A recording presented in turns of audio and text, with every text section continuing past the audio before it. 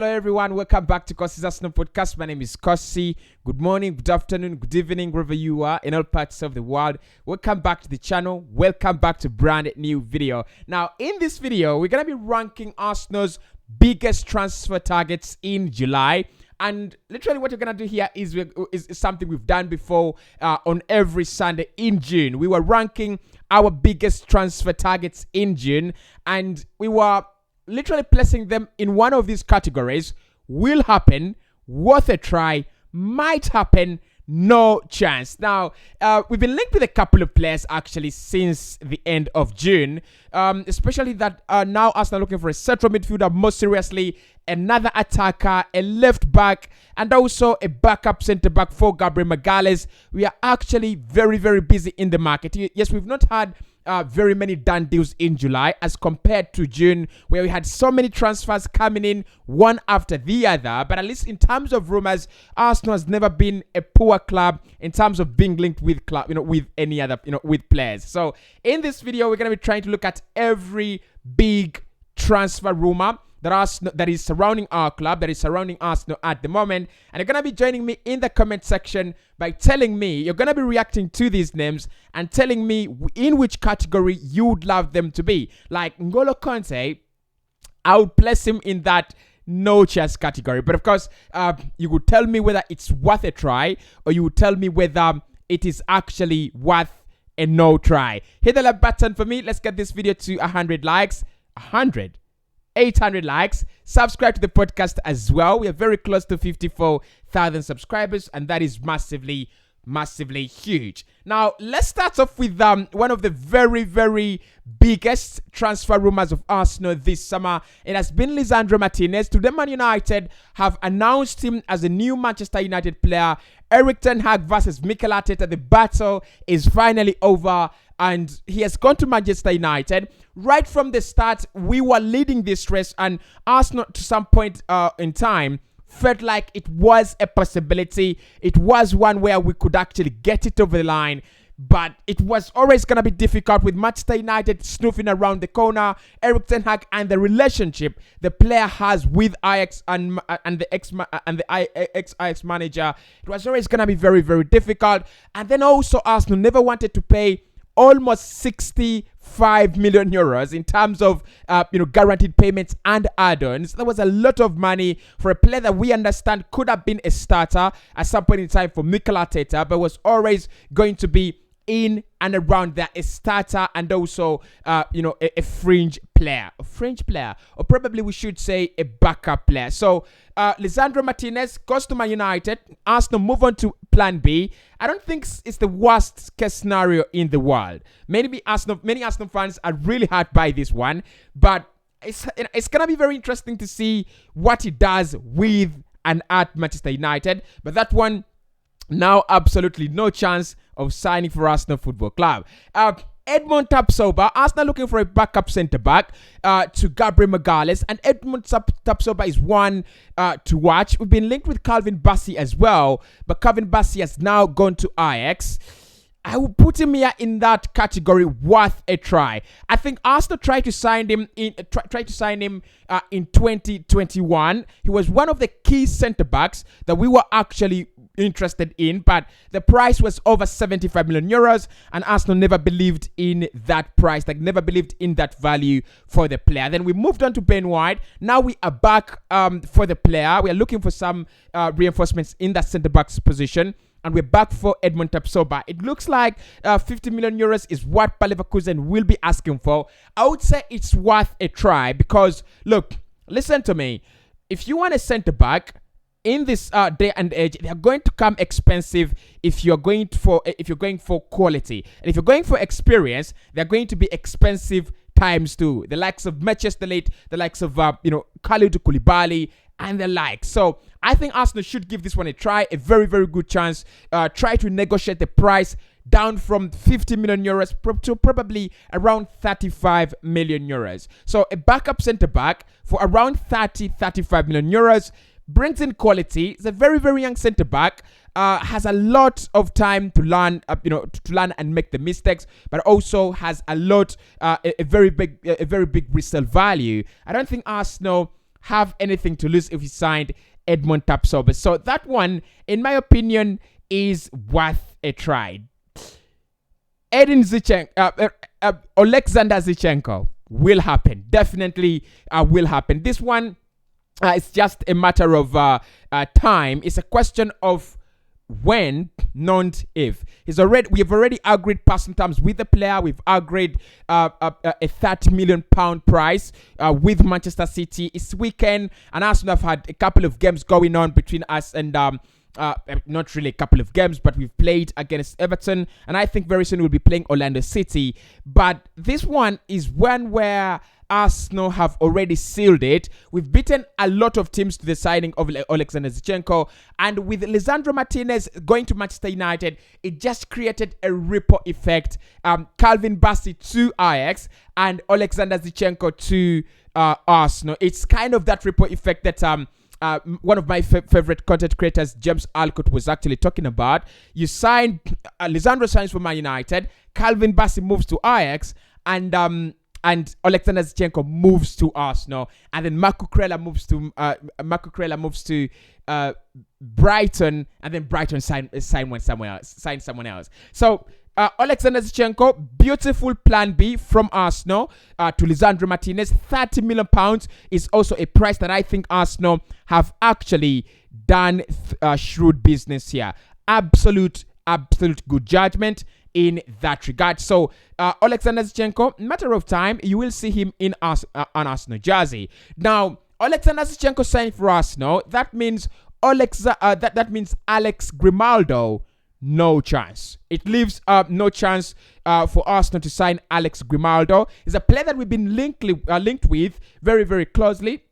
With a couple of sources, including Abola in Portugal, saying that Arsenal submitted a £6 million deal, a £6 million offer for the player, and a deal would have been done as early as this week. However, it looks like Arsenal had other plans, and Alexander Zichenko was the player.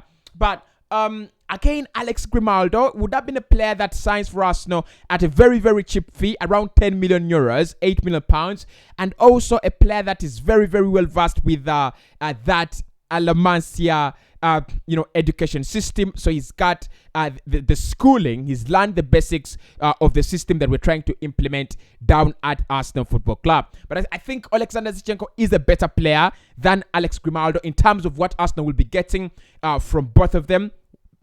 Zichenko covers in that midfield, and is also going to provide left back cover. So I think Alex Grimaldo, no chance to sign for Arsenal. However much we would have wanted him at the club. Now, Kyle Walker-Peters, I want to place him here in this worth a try category, but I'm gonna put him in the might happen, and this is the reason as to why I'll put him in the might happen category. So, according to David Ornstein and The Athletic, Arsenal are looking at a couple of options in that right back position. Tomiyasu is not going to be the only player playing for us in that position. So Kyle Walker-Peters is a name that has been discussed internally by Arsenal, and we understand that his contract extension until 2025 with Southampton is actually under absolute jeopardy. The player doesn't want to stay, and Southampton have already started looking for options elsewhere. Now, I've not had a lot of competition from other clubs, but we understand that Spurs have a £30 million buyback option if they wanted to sign the player, just to make sure that no other club sign him. But we also understand that Spurs have signed Jed Spence from Nottingham Forest. Middlesbrough, actually. So they've signed Jed Spence from Middlesbrough. It doesn't look so good for Spurs if Arsenal wanted to sign Kyle Walker-Peters from Southampton, and that's why I would say it might happen. But if it's gonna happen, it is one that Arsenal would do and at the end of the transfer window, not early. Yuri Tillemans will happen. I'm still sticking to my word with Yuri Tillemans. A couple of people trying to say, Cossy, you're the only person driving this Yuri Tillemans agenda. I don't think I'm the only person. When you look at all the names that are cropping up in terms of that central midfield role and the way and rate at which they are dying away, you understand there is a player that Arsenal are interested in signing in the position, and actually it seems that there are not even big rumors around him. One thing I'll tell you about Youri Tielemans is that this deal is very similar to what happened with Martin Odegaard last campaign. Arsenal know how to do that. They set a target, they understand he's the player that will be signing for them, and then they just move on. They just move on onto signing other players, and they will revisit that and try to get the deal done before the transfer door shuts down. So Youri Tielemans, central midfield, absolutely. The signing of Alexander Zinchenko, yeah, it might create a couple of questions on whether Youri Tielemans is still a priority and still very much needed, because we have Zinchenko and Granit Xhaka.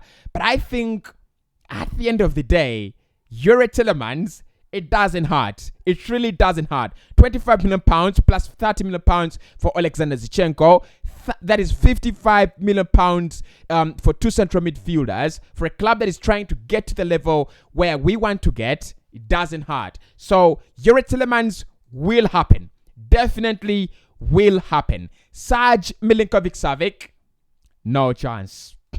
Absolutely no chance. Now, I know Lazio want to sell, and I know the player wants to move, but the amount of money we are talking about here is absolutely, it makes no sense. It makes no sense for Arsenal to pay £65 million for Serge Milinkovic-Savic just because he can double as a central midfielder and an attacking midfielder, yet we already have two attacking midfielders in Fabio Vieira and Martin Odegaard. One, and it makes no sense for us to pay 65 million euros or 65 million pounds for Serge Milinkovic-Savic to get him as a central midfielder. Yet we've already paid 30 million pounds for Zinchenko, and it would only cost us 20 to 25 million pounds for Youri Tielemans.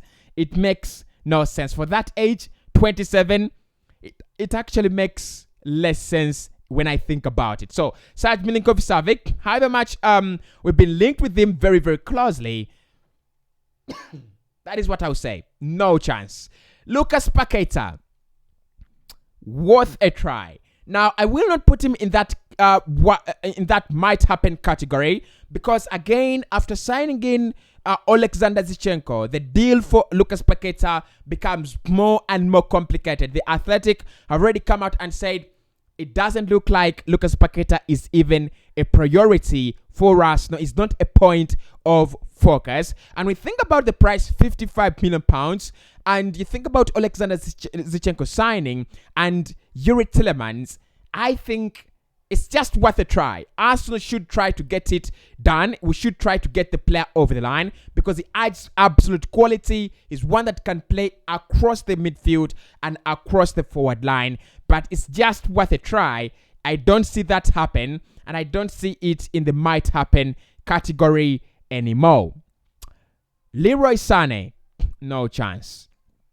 No chance. I want to believe that Leroy Sani will sign for Arsenal. I want to put him in the might happen category. I want to put him in that worth a try category because I think he's worth a try. But £75 million, 75 million euros, I don't see Arsenal go for that.